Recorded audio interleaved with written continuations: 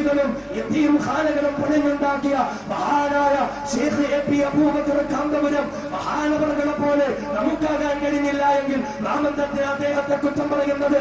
കിതാബുകളും സുന്നത്തുകളും പ്രമാണങ്ങളും മുന്നിൽ വെച്ചുകൊണ്ട് ഈ സമുദായത്തെ അഹ്ലുസുന്നയുടെ മാർഗത്തിലൂടെ നയിക്കുന്നതിന് വേണ്ടി കഷ്ടപ്പെടുന്ന പേരോട് അബ്ദുർ റഹ്മാൻ സഖാഫിയെ പോലെയുള്ള പണ്ഡിതവരേണ്യന്മാരെ നമ്മൾ കുറ്റം പറയുന്നതെന്തിനാ?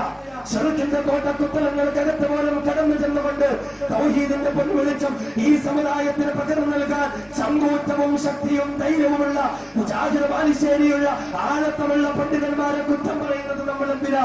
ഈ സമുദായത്തിന് തൗഹീദിന്റെ പൊൻവെളിച്ചം പകർന്നു നൽകുന്ന ഹുസൈൻ സലഫിയെ പോലെയുള്ളവരെ കുറ്റം പറയാൻ നമുക്കെന്ത് അവകാശമാ?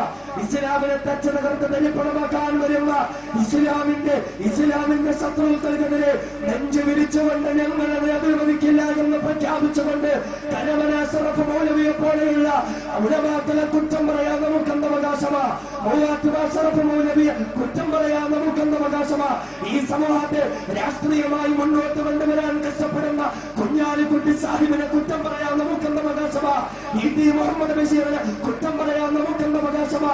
വിശുദ്ധ ഖുർആൻ മുന്നിൽ വെച്ചുകൊണ്ട് വിശുദ്ധമായ റമദാനിൽ ആയിരക്കണക്കിന് മനുഷ്യമക്കൾക്ക് വിശുദ്ധ ദീനുൽ ഇസ്ലാമിന്റെ ദീനീ വിജ്ഞാനം നൽകുന്ന ഖുർആൻ കേരളക്കര കണ്ട അനുഗ്രഹീതനായ ഖുർആൻ പണ്ഡിത പ്രഭാഷകനായ മുത്തേടം റഹ്മത്തുള്ളാഹി ഖാസിമിയെ കുറ്റം പറയാൻ നമുക്കെന്ത് അവകാശമാ?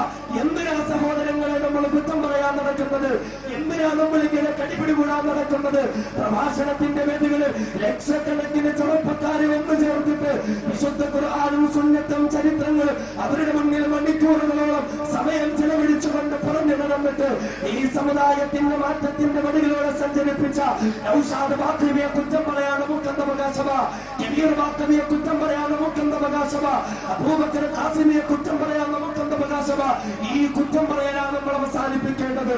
ഈ കടിപിടികൂടലാണ് നമ്മൾ അവസാനിപ്പിക്കേണ്ടത്.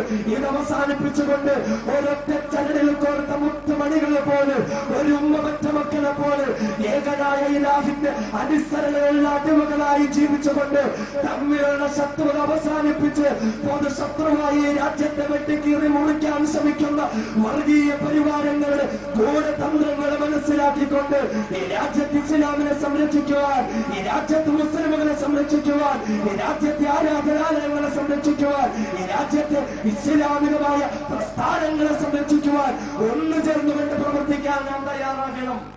ആ ഒരു തിരിച്ചറിവ്, അതാണ് ആൺകുട്ടികളെന്ന് പഠിപ്പിക്കുന്ന ഖുർആൻ. അങ്ങനെയുള്ളവരായി സമുദായത്തിന് വേണ്ടത്. എന്തിനായി കടിപിടി കൂടുന്നത്? എന്തിനാ നമ്മളെങ്ങനെ ചീത്ത വിളിക്കുന്നത്? ഒരാളൊരു തെറ്റ് ചെയ്തു,